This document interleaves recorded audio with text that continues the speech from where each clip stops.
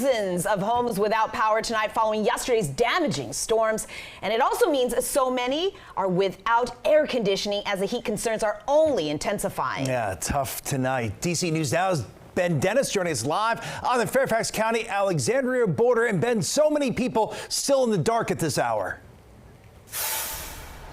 Yeah, that's right, Chris and Susan. Good evening. Dominion Energy says 4,000 power customers in Alexandria and Fairfax County neighboring still in the dark. These are families that will soon have to find ways to fight the heat that Janessa is forecasting right here on scene at Seminary Hill. Plenty of crews, linemen on site to get those lights back on. You could see how fast that system was moving.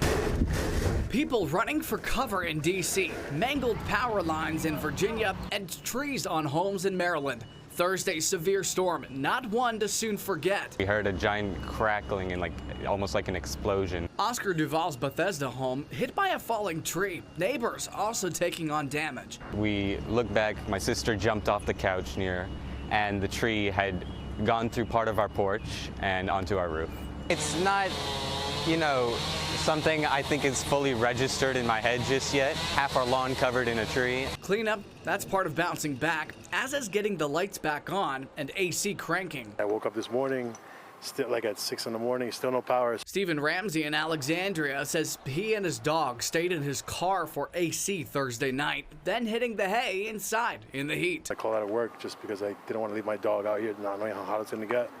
And that's it, still here. Surprised that it hasn't gone back on. Around 9 o'clock Friday morning, Dominion said they got power back on for more than 80% of 280,000 customers left in the dark, all after dark clouds looming overhead dropped torrential rain and whipping winds to end the spring season. Said at least somebody wasn't hurt, so in the end, really that's what matters.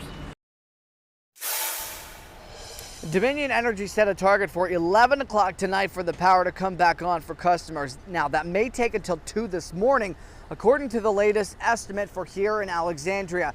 DC and Maryland customers, heads up, Pepco says that they are continuing their work for anybody who's impacted.